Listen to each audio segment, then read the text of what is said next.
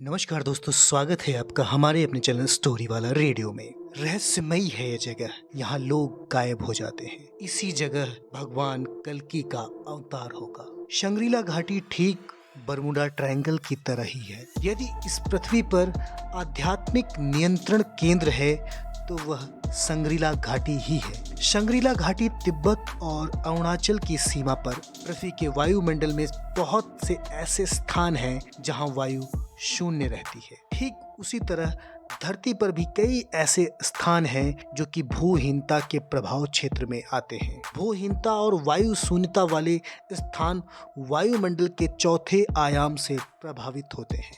ये वो स्थान होते हैं जहां कोई वस्तु या व्यक्ति चला जाए तो इस तीन आयाम वाले स्थूल जगत में उसका अस्तित्व लुप्त हो जाता है, यानी वह वस्तु इस दुनिया से गायब हो जाती है। शंग्रीला घाटी भी भूहीनता और चौथे आयाम से प्रभावित होने के कारण रहस्यमयी बनी हुई है। इस घाटी को बिना किसी तकनीकी की सहायता से देखना असंभव है।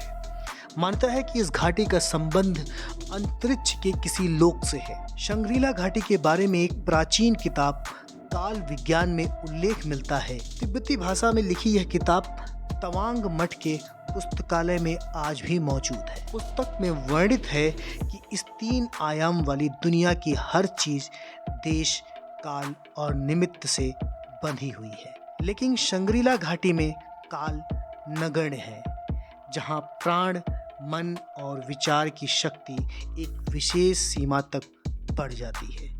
शारीरिक क्षमता और मानसिक चेतना बहुत ज़्यादा बढ़ जाती है। यहाँ आयु भी बहुत धीमी गति से बढ़ती है।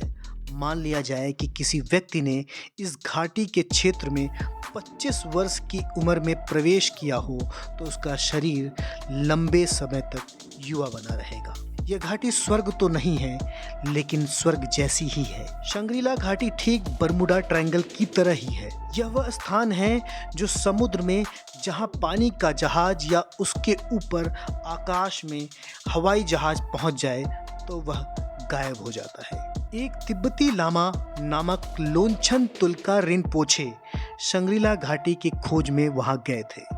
यह धरती की ऐसी जगह जहां महामुनि तपस्या में आज भी लीन है। शंग्रीला घाटी के बारे में हम सब ने कहीं ना कहीं सुना ही होगा। कुछ लोगों के अनुसार यही सिद्धाश्रम है, तो कुछ लोग मानते हैं कि धरती पर दूसरे आयाम की एक कड़ी है शंग्रीला घाटी। हमने कई बार सुना है कि हिमालय में आज भी ऐसी जगह हैं जो आम जन से बिल्कुल परे हैं। सामान्य इंसान वहां तक पहुंच नहीं सकता। सिर्फ 3 तत्वों से युक्त शरीर या कोई योगी और सिद्ध ही वहां तक पहुंच सकता है। सच बहुत कम लोग जानते हैं, मगर जिन लोगों ने काल विज्ञान पुस्तक में इसका अनुभव किया है, उनके अनुसार शंग्रीला घाटी धरती पर वह स्वर्ग है जहां पर उम्र थम जाती है। दूसरे आयाम के साथ ही यह सिद्धाश्रम है जहां पर उच्च श्रेणी के संत आज भी तपस्या कर रहे हैं। शंग्रीला घाटी के बारे में हम बात करते हैं तो हमारे मन में यह सवाल होता है कि आखिर धरती पर दूसरे आयाम जैसा कुछ कैसे है जो सामान्य दृष्टि से ओझल है। शंग्रीला घाटी का रहस्य हमारे धरती पर ही स्थित है और भारत और तिब्बत के मध्य एक गुप्त स्थान है जहां पर आज भी सभी दिव्य जड़ी बूटियां विद्यमान हैं। प्राचीन काल में जब लक्ष्मण जी मूर्छित हो गए थे, तब श्री हनुमान जी द्वारा संजीवनी बूटी लाई गई थी। वो भी शंग्रीला घाटी का ही एक भाग था। इस हिसाब से अनुमान लगा सकते हैं कि यह हिमालय का ही एक भाग है जो वर्तमान में तिब्बत और भारत की सीमा पर है। सबसे बड़ी बात, चीन भी शायद इस बात से अनभिज्ञ नहीं है, इसलिए वो इस पर कब्जा करने के लिए आजकल भारत पर दबाव बना रहा है। स्वर्गीय वातावरण में डूबी हुई यह घाटी एक कालजयी की इच्छा सृष्टि है। जो लोग इस घाटी से परिचित हैं, उनका कहना है कि प्रसिद्ध योगी श्यामाचरण लाहिड़ी के गुरु अवतारी बाबा, जिन्होंने आदि शंकराचार्य को भी दीक्षा दी थी, शंग्रीला घाटी के किसी सिद्ध आश्रम में अभी भी निवास कर रहे हैं। कभी कभी आकाश मार्ग से चलकर अपने शिष्यों को दर्शन भी देते हैं। शंग्रीला घाटी में 3 मठों का अस्तित्व है। यहाँ के 3 साधना केंद्र प्रसिद्ध हैं। पहला है ज्ञानगंज मठ और दूसरा है सिद्ध विज्ञान आश्रम और तीसरा योग सिद्धाश्रम।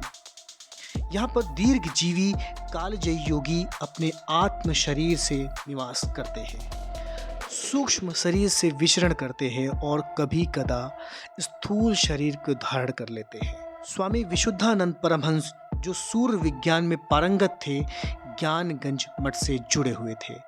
इस शंग्रीला घाटी में रहने वाले योगी आचार्य गण संसार के योग्य शिष्यों को खोज खोज कर इस घाटी में ले जाते हैं और उन्हें दीक्षा देकर पारंगत बनाकर और इसी संसार में ज्ञान के प्रचार प्रसार के लिए भेज देते हैं। इन तीनों आश्रमों के अलावा वहाँ तंत्र के भी अनेक केंद्र हैं, जहाँ उच्च कोटि के कापालिक और शाक्त साधक निवास करते हैं। इसी प्रकार बौद्ध लामाओं के भी वहाँ मठ है।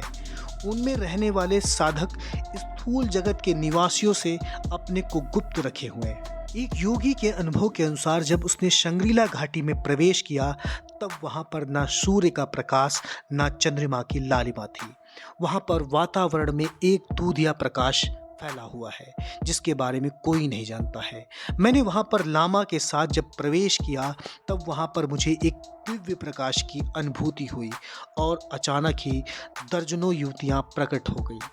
उनकी उम्र जैसे थम गई थी।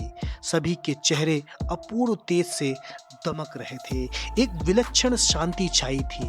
वहाँ पर युवतियों के हाव भाव से ऐसा लग रहा था कि वे किसी के आने की प्रतीक्षा कर रही हैं। मेरा अनुमान गलत नहीं था। थोड़ी ही देर बाद देखा कि एक तेज पुंज सहसा वहाँ प्रकट हुआ।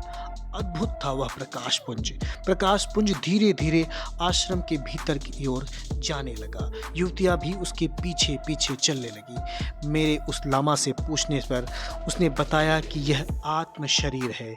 योगियों का आत्म शरीर ऐसा ही होता है। ये युवतियाँ योग कन्याएं हैं। कई जन्मों की साधना के बाद इन्होंने इस दिव्य अवस्था को प्राप्त किया है। योग में इसी को कैवल्य अवस्था कहते हैं। ये सब भी आत्म शरीर धारिणी हैं, लेकिन विशेष अवसर के कारण इन्होंने भौतिक देह की रचना कर ली है। आत्म शरीर को उपलब्ध योगात्माएं इच्छा अनुसार कभी भी भौतिक देह की रचना कर सकती हैं। ये था उस योगी का अनुभव जिसने वहाँ पर प्रवेश किया। माना जाता है कि सभी दिव्य उच्च श्रेणी के संत और योगी अपनी उम्र जीने के बाद शंग्रीला घाटी में प्रवेश करते हैं।